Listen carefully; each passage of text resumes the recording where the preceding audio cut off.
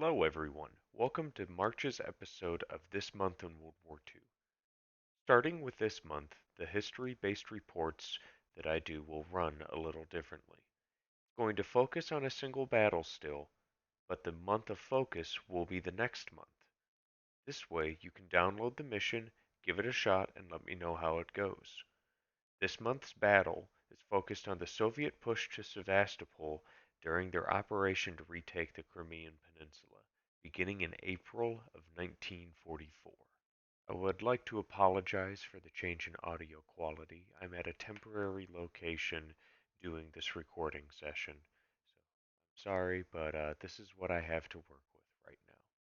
For this month's battle report, I used my Bagration Soviets. Paul used a combination of D-Day Germans and D-Day Waffen-SS. Don't worry, guys, Bagration Germans is on the horizon. You all know the drill by now. The majority of dates and specific battle information I used from this video are pulled from a multitude of sources. A few of my favorite here are the Encyclopedia Britannica, the documentary Soviet Storm Stalingrad to Berlin, Hitler's Defeat in the East. It is always my opinions I've compiled over my years of research on World War II.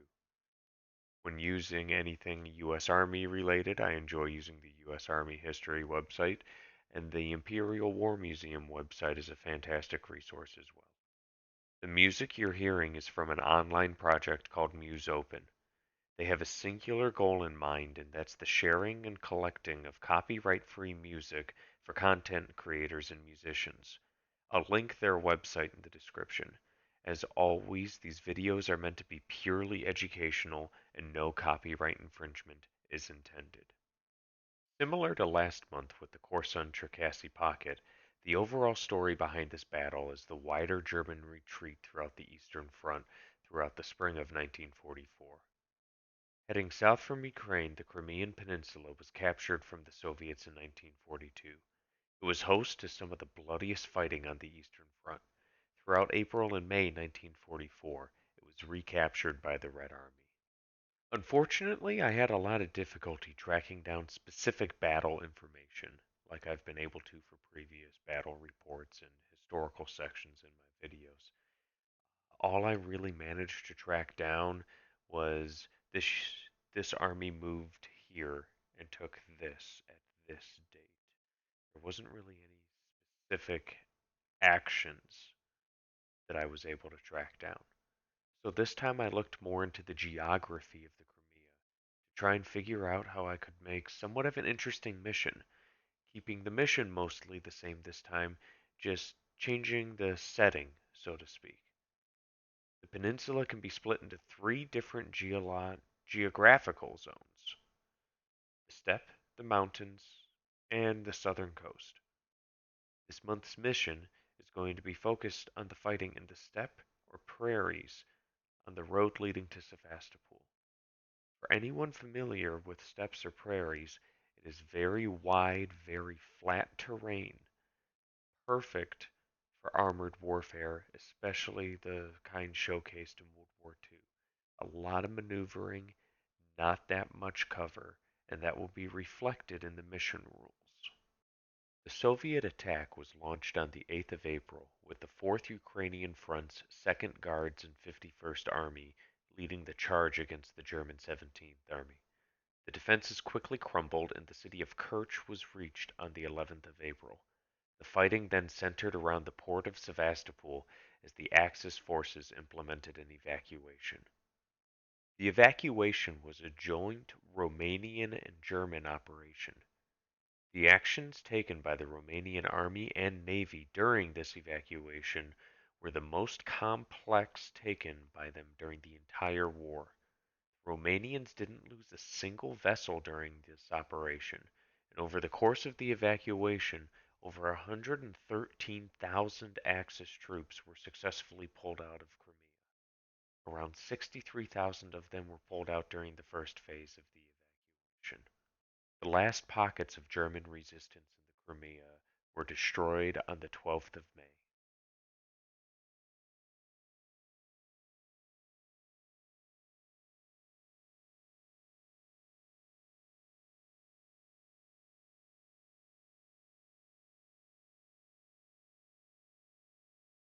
mission I used for this battle report was the Rearguard mission. I didn't do any modification to the base rules. I just implemented rules regarding the table setup. The only special rule for this mission is to help represent the Crimean steppe. The only line of sight blocking terrain allowed is hills. All other terrain on the table can only be concealing terrain. Paul's Germans consisted of three formations, two from the D-Day Waffen-SS book and one from D-Day Germans. The SS formations were a Puma company with a single HQ Puma and two units of two Pumas. The other SS formation was a Panzer IV formation with two SS Panzer IVs for the HQ, a platoon of five SS Panzer IVs, and a platoon of two SS Tigers. They were upgraded with the front swine command card. The D-Day German formation was a beach defense grenadier formation with a bare-bones HQ and combat platoons with attached mortars and a single platoon of PaK-40 7.5 cm anti-tank guns. In support, there was a single platoon of SS Armored Panzer Grenadiers upgraded with the Pioneer card. In addition, Paul took the Lucky card. My Soviets were a single T-34-85 battalion, with the HQ tank, a company of 8 T-34-85s, a company of 5 T-34-85s, a company of Hero SMGs upgraded with the Hero Tanko Desantniki command card, a company of 6 mortars. In support, I took a 122 mm artillery battery, a BA-64 OP tank, and a decoy tank company consisting of 3 Panthers.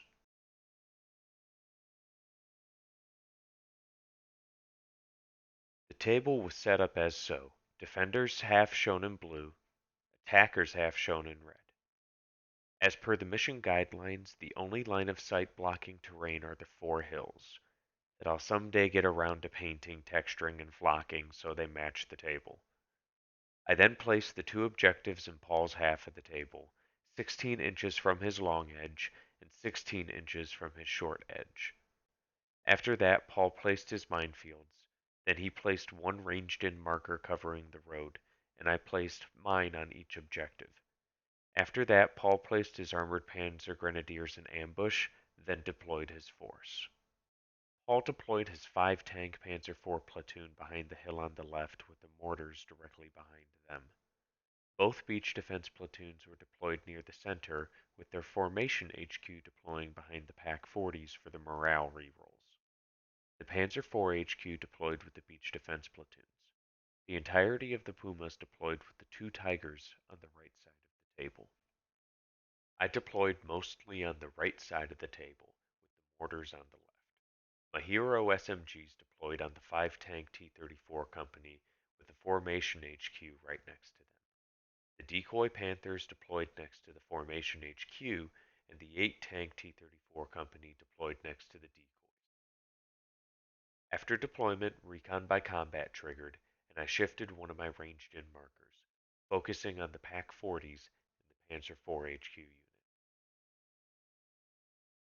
Being the attacker, I would have the first turn. And it would appear that I got my microphone working, so my apologies for the first half being a little different than the second half, but I'll be now using the proper microphone for the rest of the recordings.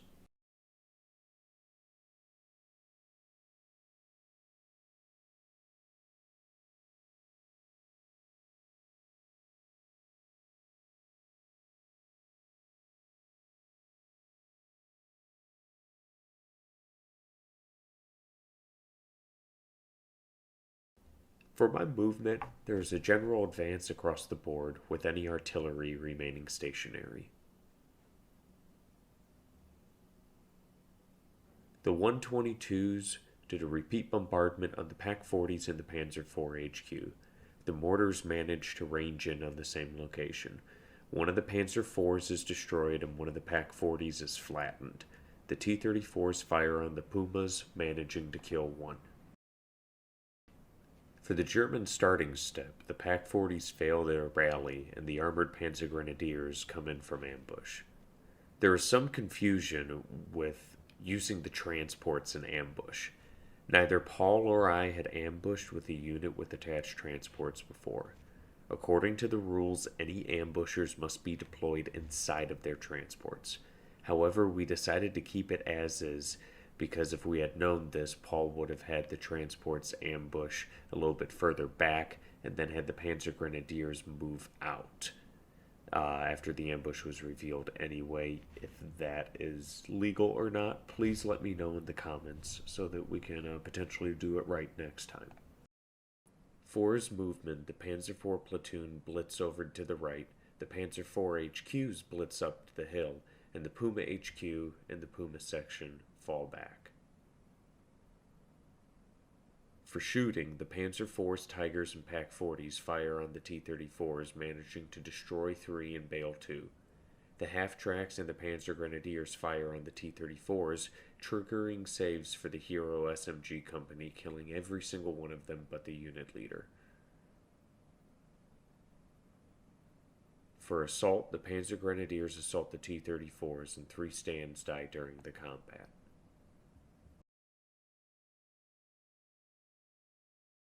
At the start of turn 2, 1 T-34 remains bailed, but the lone Hero SMG team rallies from being pinned and passes its last stand check.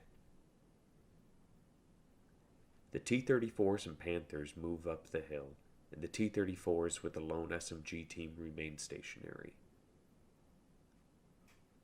The mortars and the 122s repeat bombardments again and kill a beach defense team and wipe the remaining Pak 40s. The T-34s fire on the Tigers, managing to kill 1. The T-34s assault the Panzer Grenadiers. The Hero SMG team dies to defensive fire. A single tank falls in the combat as well.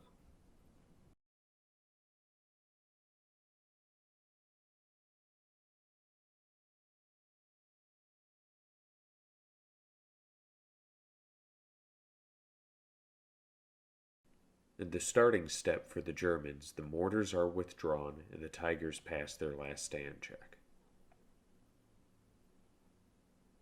For movement, the Panzer Grenadiers manage to dig in. The Tigers, Panzer IVs, and Panzer IV HQs all blitz, shifting locations, and the Pumas move towards the road. For shooting, all of the Panzer IVs fire on the T-34s, getting 1 hit and 1 kill. The lone Tiger targets the Panthers, getting 2 hits and 2 kills.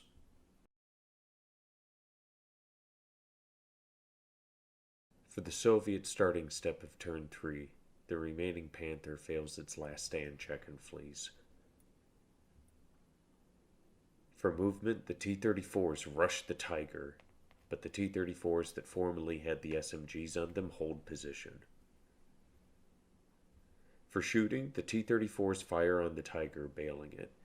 The T-34s that had the SMGs fire on the Panzer Grenadiers, killing 1 team. The 122s fire on the Panzer IVs, causing a single bail. The mortars repeat bombardment, killing the Beach Defense Formation HQ. For assault, the T-34s assault the Panzer Grenadiers. The Panzerfaust kills 1, then bails another in close combat. The T-34s then break off.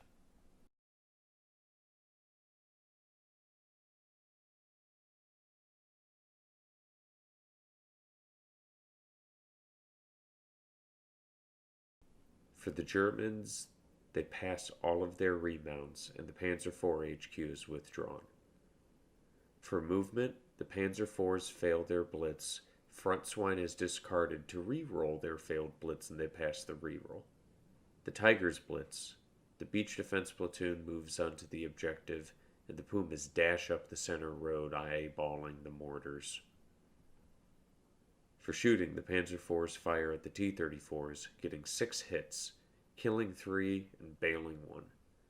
The Beach Defense Panzer Shrek causes a double bail on the T-34s, and the remount check fails, turning the tank into a wreck. The Tiger bails my Formation HQ.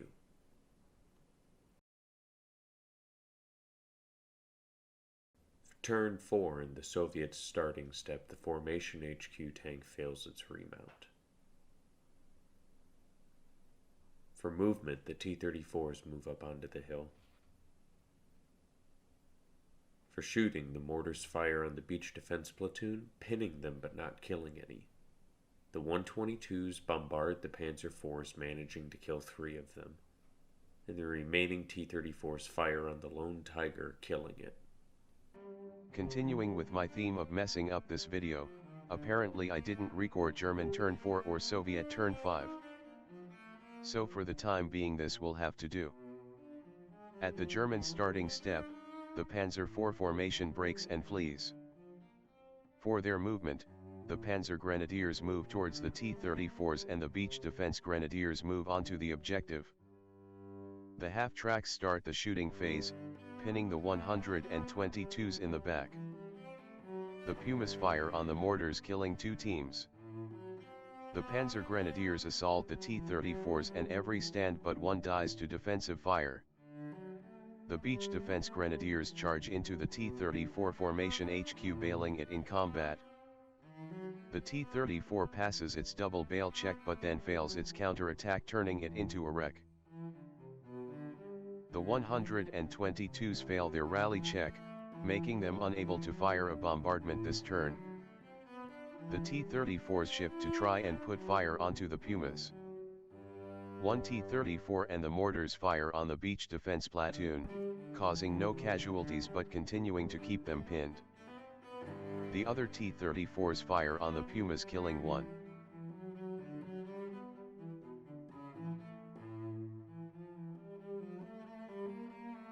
The starting step with the Germans, the beach defense platoon stays pinned. The Puma section passes their last stand, and the Panzer Grenadiers are withdrawn. The Pumas move on the mortars, and the beach defense platoon shifts. The Pumas fire on the mortars, killing another team. The Pumas charge to contact, killing another mortar. The mortars pass their counterattack and hit back, but the Puma passes it safe. The Pumas pass their counterattack and kill the remaining teams. At the start of turn 6, the Soviet formation breaks, causing the game to end in a German victory.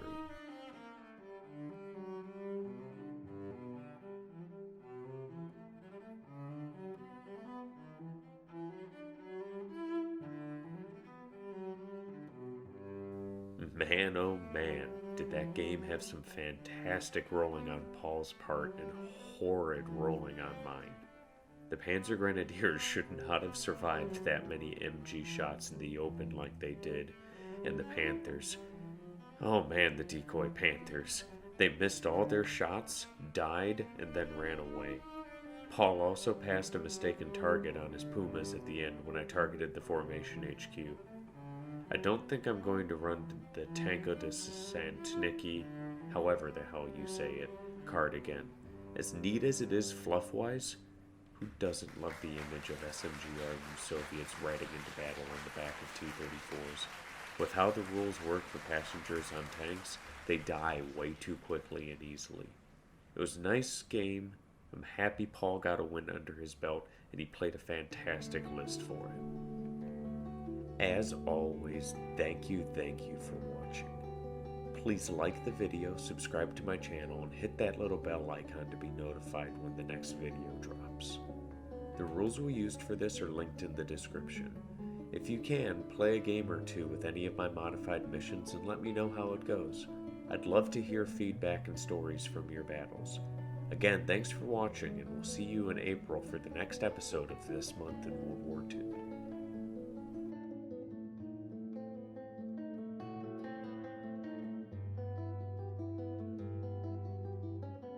I deployed moistly on the right side.